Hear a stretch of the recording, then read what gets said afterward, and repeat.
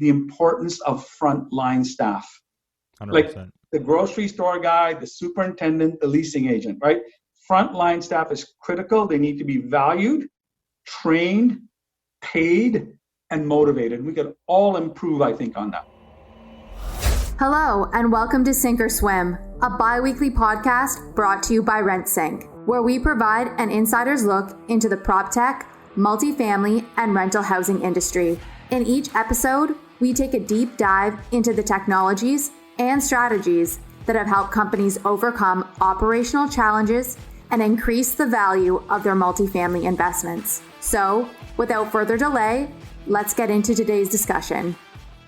Welcome back to Sink or Swim. I'm Mitch Fanning with RentSync, formerly LWS, and joining me today is Derek Lobo, CEO and broker of record of SVN Rock Advisors, a real estate brokerage who specializes in the apartment and purpose-built rentals industry. Derek, how you doing today? Mitch, fantastic to be here. I'm wound up, ready to go, man. Awesome stuff. So why don't we start off by you just telling us a little bit more about yourself and expanding on that intro and maybe how you got into the industry. You know, Mitch, my modus operandi for 35 years has sort of been the same, okay? I find a topic that not a lot of people are talking about, okay? Then I write a book on it, then I do seminars it, then I do a webinar on it, then I start consulting in it, and then I do brokerage in it. Does that make sense? Absolutely. So there's a model I followed, and it actually started in 1986 when I wrote a book titled How to Take a Building to Rent Review. And it was a self-help guide for landlords. So I produced the book, then I started doing seminars on the topic, then I started doing consulting on the topic. Fair enough? Yep. So then, fast forward another number of years, all of a sudden it was 1990, we elected the NDP, there was a recession, and vacancies started going up. So I did the same thing. I wrote a book on the topic titled How to Rent Apartments Fast, okay? And then I did some seminars on it across Canada and did dozens back then. This was before the internet, you know what I mean? Right. You had to actually go out and talk to people, yeah.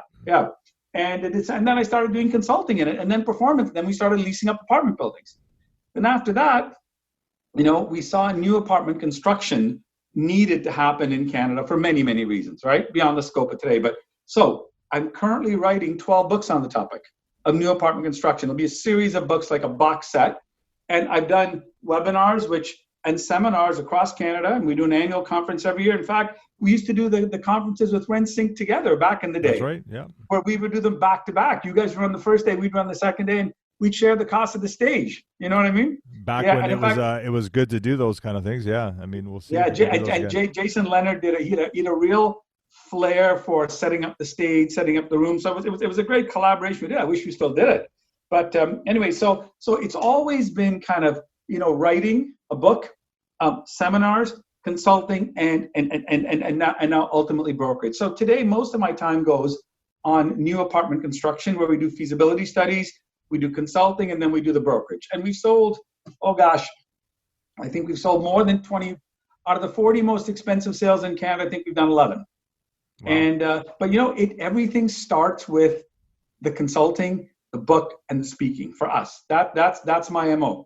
So whatever I do in the future, there'll be a book, there'll be a seminar, and then there'll be some activity around that. Okay, note to self. I'll follow that model. Now, you mentioned 1986. You mentioned a lot of changes in the apartment industry.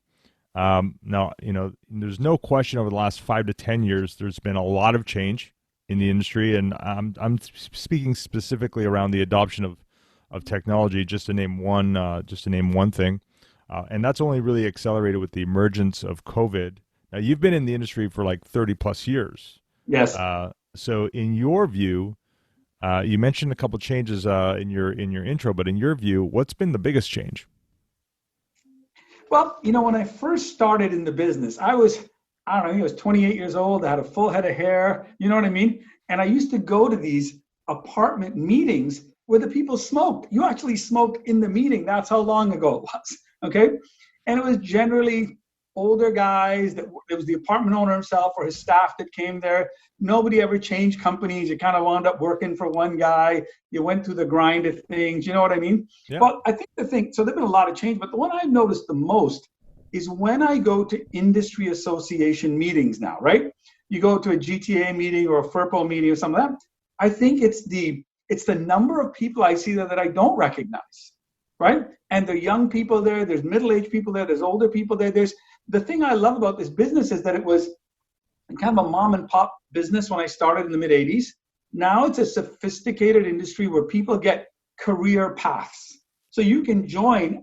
We've had a number of leasing agents who work for our company who are now vice presidents of companies, right? So I think that's what I think is the most fascinating here, that this industry that was backwards then has now, we've got a way to go still, but it now has become a professional path to be on and to be a professional in the apartment business. You can move around from company to company. The pension funds are now in the business. So, I mean, I think about even before when I do a proposal, my proposal was a little one-page thing I sent to the guy.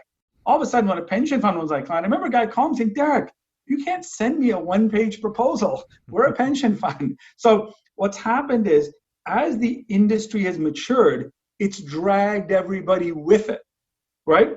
So when guys come in from other asset classes, they have certain expectations of the performance of their consultants, their brokers, their suppliers, right? The things that we are. And I think that we've all had to step up our game, and that's a good thing. Not to foreshadow, but I do have a question around the evolution of the career paths. I know in my in kind of on my queue here of questions, but just changing gears just for a second. You know, we obviously can't get out of this conversation without talking about COVID, and you know, in one of your recent videos, you mentioned it's the perfect storm to build apartments. Yeah. And that really intrigued me. So my question to you is, why do you think that? You know, when you think about all the asset classes, right? You've got retail, you've got hotels, office, apartments, industrial, right? Yep. 3 of those are facing significant headwinds, okay? Industrial is doing pretty well, but apartments is the big scalable one. So I think that 4 reasons, okay, that apartments are going to be very successful in the future. So that's existing apartments plus new apartment construction. Yep. Number 1 is investor demand. What investors crave today is stability. Well, what's more stable than an apartment building, right? So apartments are stable. That's why the cap rates are so low, right? So number 1, investor demand is, I think, going to get stronger in a more uncertain world, right? And no one's making a prediction about the future. Nobody knows what's going to happen. Nobody knows. But apartments are the most stable asset class. They're also scalable. Everybody understood. Look, I've never rented industrial space. You probably haven't either, but we've all lived in an apartment. So, right. So my point is, it's an understandable business, right? It's not a complicated business. The financing is good on it and so on. So number 1, investor demand is there. Number 2 is renter demand is there. In Ontario, in Quebec, we've had rent controls for 30, 40 years. That has stymied the supply. So when you're building apartments, you're not building for future growth the way you build office and hotel. We're building for existing massive pent-up demand. So the renter is coming. And other than the downtown cores, which are suffering now because the office towers are shut down, the rest of the business is doing great. Okay? It really is. So if you think about the suburbs, the secondary, tertiary markets, even the major cities, as long as you're not in that downtown office core in the CBD, you're doing very well. So the investors there, the renters there. The single largest cost for apartments is cost of capital. And interest rates are at historic lows. And I think the one thing we can all agree on is that interest rates probably have to stay low for the foreseeable future. So that means your biggest cost is on sale, cost of capital, right? And so investors are there, renters are there, money's there.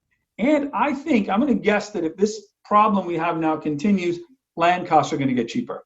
And that's one of your larger costs. Construction costs right now are way up because of demand, but that, who knows what that's going to do. But so those 4 factors, I think, right, are what is going to drive new apartment demand. It's also going to drive demand for existing apartments, but there are only so many apartments. So What I say to people is, if there's a fixed pool of assets, why don't you just make the pie bigger?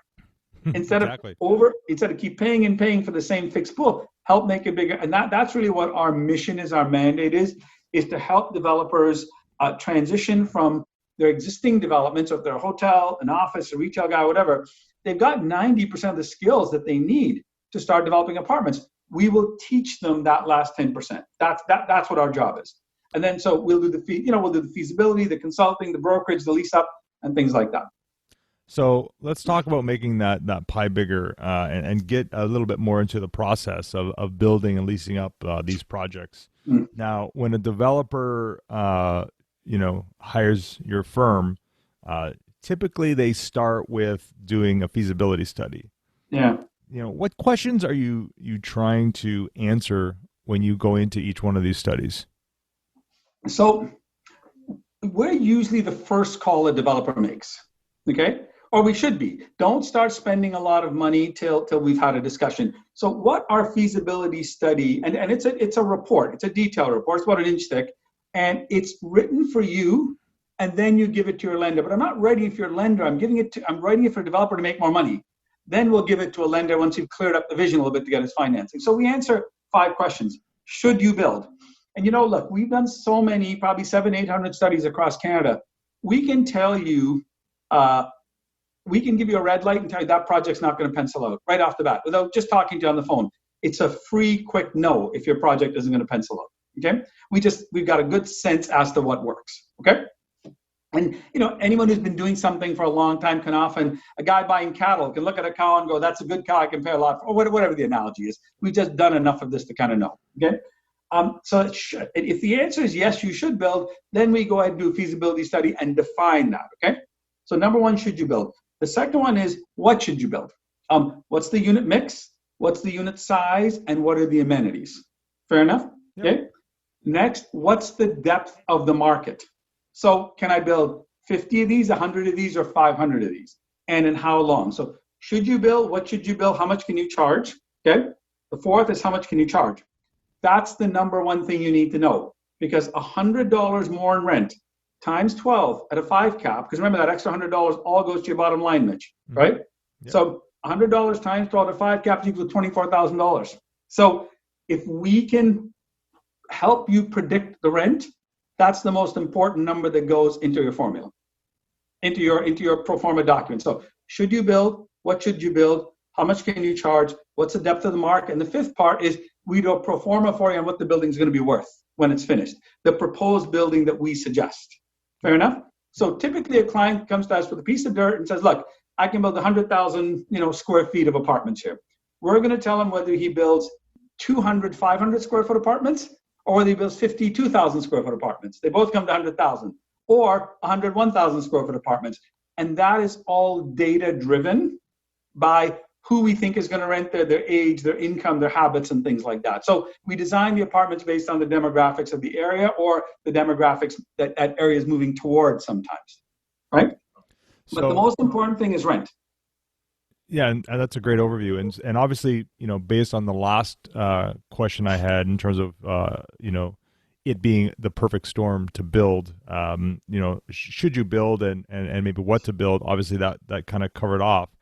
But given the current environment and market conditions we're in, specifically when it comes to COVID, when it comes to new construction or purpose-built rentals, at that design stage, how should developers approach determining unit mixes and sizes? Again, given this current environment.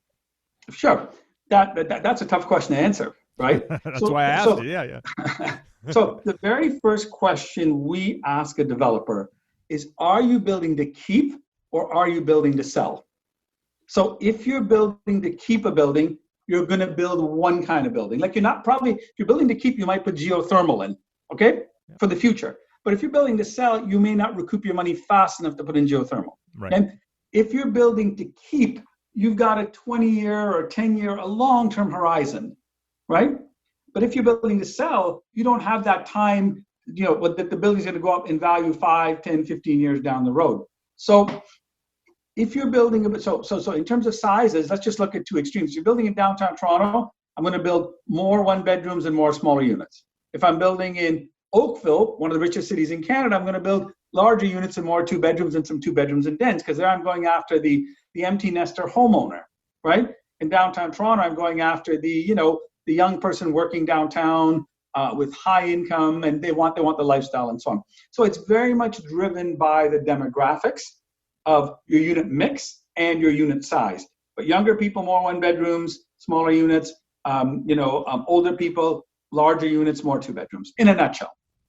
So do you think because of COVID and, let's just talk at the top of the market, like Class A's, do you feel like, developers who are thinking about building a Class A are thinking about changing up that unit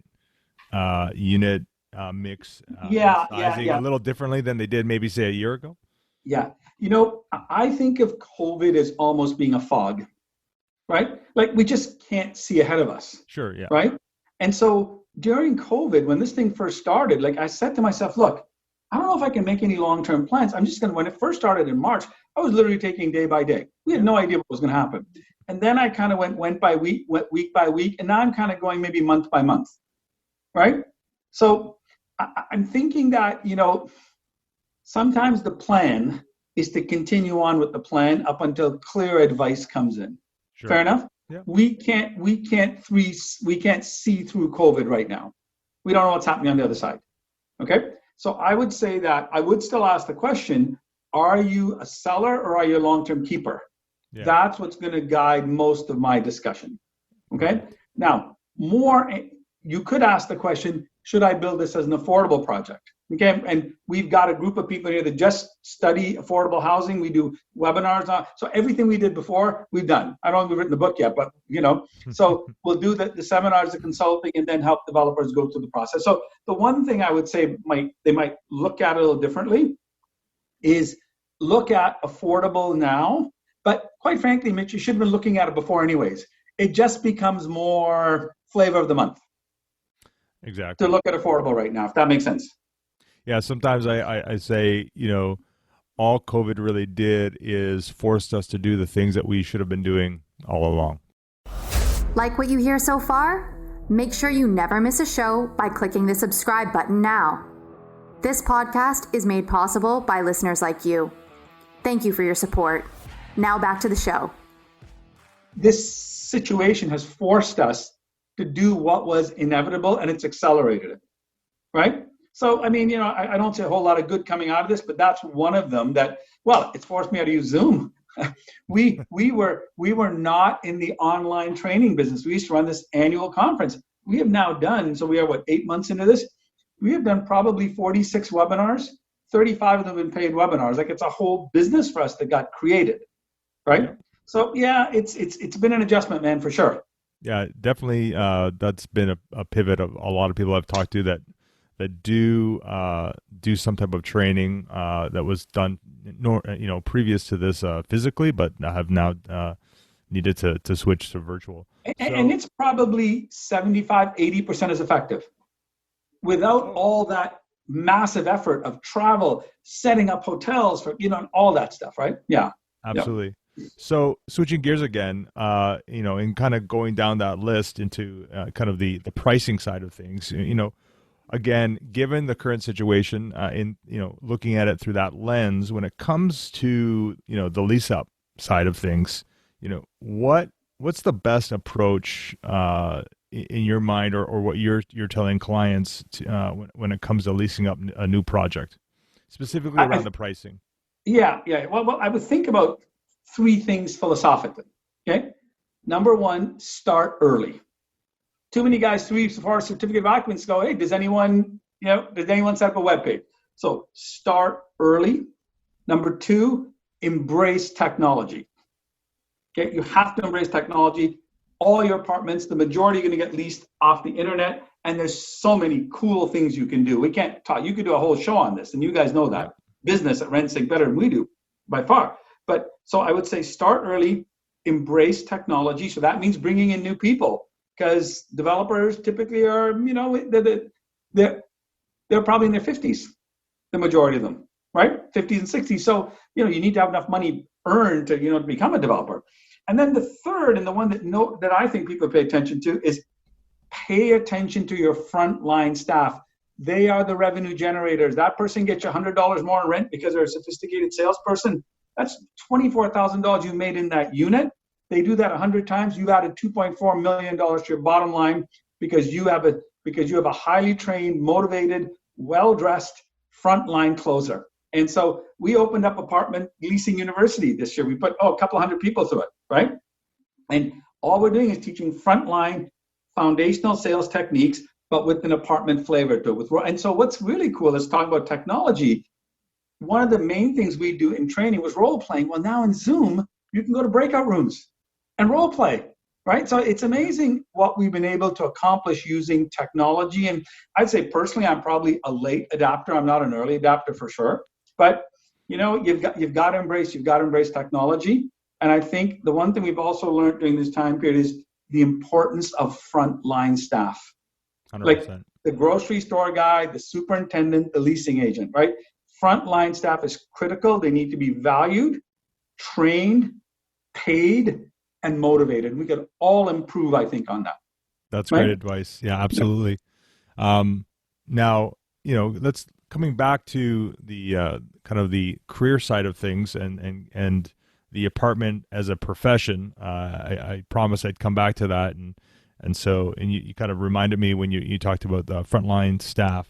And this could be controversial. We talked about this during our prep call. We talked about this, but you had mentioned that the apartment profession or the apartment professional hasn't always been as sophisticated as, say, other professionals in the real estate industry.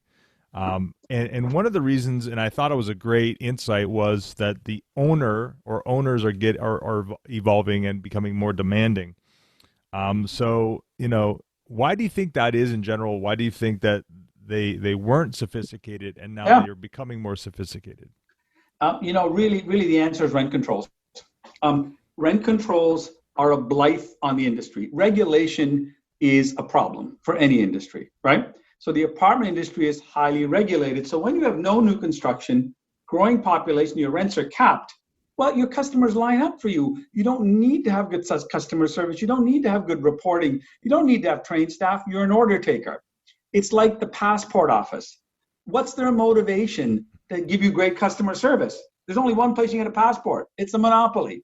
So in a sense, rent controls created that. What politicians need to understand is true protection for the public comes from competition. What are you going to do? Force Ford to build better cars? No, Toyota will make them build better cars. You see my point? Yeah. So what we've had is a sad mistake on thinking rent controls protect tenants. Rent controls hurt tenants. Rich people live in apartments and don't move. Fair enough? Or affluent people. They'd rather buy a cottage than give up their rent control apartment in downtown Ottawa or downtown Toronto or something like that, right? Yeah. So I think that the reason is that because the culprit you can go back to is rent controls. That created a regulated environment. Regulation does not create great customer service, and it does not create competition. So, it's Adam Smith 101, right? Yeah. Now, before we kind of, move into the last section that I call the quickfire round, and maybe this is kind of a dovetail off to the conversation around rent controls, but you had talked to me a little bit about, again, during our prep call, there was a great danger to our apartment industry, and I thought it was really interesting, and I wanted maybe to see if you could elaborate on that. So the question is, what is the greatest danger to the apartment industry in your mind moving forward? Anyone who becomes an apartment developer or an apartment owner is an entrepreneur. He or she or the family is prepared to take risk, right? So you get rewarded for your risk or you get punished for your risk. We're prepared to do that because we've chosen to go into business. You guys are business guys. You're prepared to go into the business of serving the industry, right? Yeah. I'm prepared to do that. What I think is the greatest danger is regulation, because now you add a wild card, right? So look, you can't blame anyone for COVID. It's life. It just happens. Sure. But how you react to COVID is a big problem. So the government has spent a ton of money, some of it wasted. That's going to cause a problem, right? So I'm not saying the free market always takes care of things, but you needed to help people, unemployment insurance, some amount of CERB, but every 17-year-old shouldn't have gotten CERB. Okay? It was a giant waste of money. It's, and so on. So yeah, regulation is I think the greatest danger to our industry. And because the industry is already regulated, it's easy to make a change. It's not like you're bringing a new piece of legislation, you're just adjusting the existing piece. For example, the rent freeze that Ford has done for 2021, right? First of all, why would you call it so early? He called it, in the middle of the summer. Maybe COVID would have been solved by then, right? And then, for example, so why are you freezing the rents on people who are paying way below the market anyways in all rent-controlled apartments? And why are you doing that? That doesn't help anybody, right? So I think regulation is my biggest concern. I think for any industry, you're prepared to face what happens in the marketplace. You're prepared for whatever, black swan events, whatever. That's just life. But when legislation comes down on you that's purposely designed to do something, it often does the opposite. So rent controls create a shortage. Yeah, definitely no easy answers to that one. I guess, the only thing I'll say is we'll move into something a bit more lighter, like the quick fire round. So Derek, the quick fire round, since you're new to it, is, I'll say a statement and you'll have about 60 to 90 seconds to answer. Derek, are you ready? I'm ready, Matt. All right, here we go. So first question, what are your thoughts on virtual leasing? I think virtual leasing, it comes to what I said about technology, right? Like, you've got to embrace technology. Virtual leasing is it's like when everyone's out of town, that's the way you lease, right? So during the COVID shutdown, I said, just imagine everyone's from out of town, lease to them that way. But as things return to normal, I think virtual leasing is a new part of the rental process. People still want to see their apartments. They still want to come in and, look at things. But I think virtual leasing is here to stay, and it's part of the process of renting apartments, and it wasn't before, even when we come out of this shutdown period. Absolutely agree. Given COVID, what have you changed your mind about lately? I always thought that all regulation was bad, okay? Like, I think it should be like Texas, where you build anything anywhere. But when you look at the way Toronto has evolved into this major dynamic world-class city with, good transit, not great, but good transit, mixed neighborhoods, restaurants, offices, apartment buildings. So I think I've come to kind of just realize the value of urban planning. And it's not just about the developer and cramming as much as you can on every site. There is something about placemaking, creating communities, creating 24-hour cities, and so on. We've all been to U.S. cities that hollow out at night, right? And, you go to downtown, maybe it's Houston or Albuquerque or wherever, the office empties. In Toronto, sometimes the traffic jams are as much in the evening as they are during the day. And so I think I've come to appreciate, to some extent, municipal politicians who have had maybe a really long vision as to how the city will evolve, and that diversified neighborhoods, placemaking, and so on has all worked. It's probably frustrating for developers to go through, right? But I think at the end of the day, we've got some pretty good looking cities and some pretty functioning cities, to make it work. It's interesting. As you're saying that, I'm almost envisioning that the urban planners almost have to reimagine what the cities are going to look like given the migration. And I know that's a short-term thing, but in a way, they've almost have to create a different appeal to the urban life and something that it wasn't before, to maybe entice some of the people who maybe, for whatever reason, decided to move away. Almost entice those people to in the future to stay. So it's definitely interesting for sure. Yeah, my gut feel is that we are creatures of habit. I want to start going to restaurants again. I want to start visiting my clients again. I want to start flying again. I want to start taking vacations again. I want to see Bruce Springsteen again. You know what I mean? And so I think I am going to, in all likelihood, as we get through this, I'm returning to the life I had, but with more Zoom in it. Yeah, absolutely. Yeah. Absolutely. So number 4, what's the most misunderstood thing about you? That's a great question. I think because I am the front man for our company, right? I think that people don't realize I have 20 talented people behind me, right? And I'm just the front man. So There are people that are just really great workers in the vineyard who are smart and who can like make a spreadsheet sing. You know what I mean? And I've got guys that can make GIS maps that are incredible, right? And they've got other people who are tenacious and see a real estate deal too. So I guess I'm the front man and a lot of people behind me with real specialty.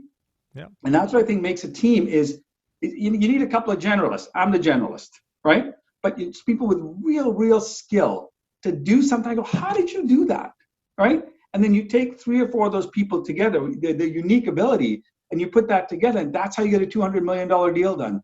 One guy doesn't get a $200 million deal done. A team of experts get it across the goal line. One guy's kind of the face of it. Sure. Right? Because you need a face. But that's what I'd say is misunderstood about. Maybe it's misunderstood about me. Smarter than I look. Or not as smart as I look. Not as smart. Well, I mean, I agree with the team dynamics for sure.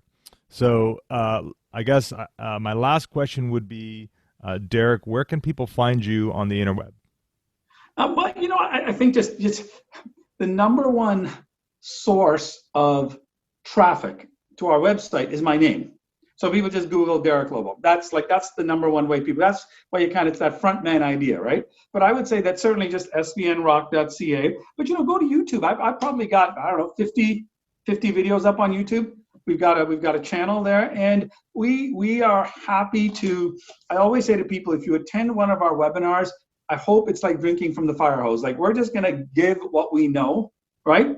And that makes you a better client for us. If you're not a client for us, then that's okay too. You've learned something, right? But so I think that would be the best way. Just Google my name, go to our webpage, svnrock.ca, or just go to YouTube and put in my name, and there'll be a lot of content there. Okay, well, put those all in the show notes as well. Well, that's it for another episode. Derek, thanks so much for doing this, man. It's been a pleasure. No, pleasure's been mine. Good luck with everything, and all the best for 2021. Okay. Well, okay. Until next time, keep swimming. You've reached the end of another episode of Sink or Swim.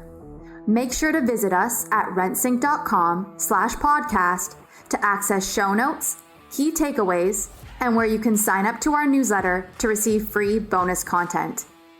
If you found value in this show, please also remember to rate, review, and subscribe. That's this week's episode of Sink or Swim. Don't forget to join us next time for another jam-packed episode. Thanks for listening.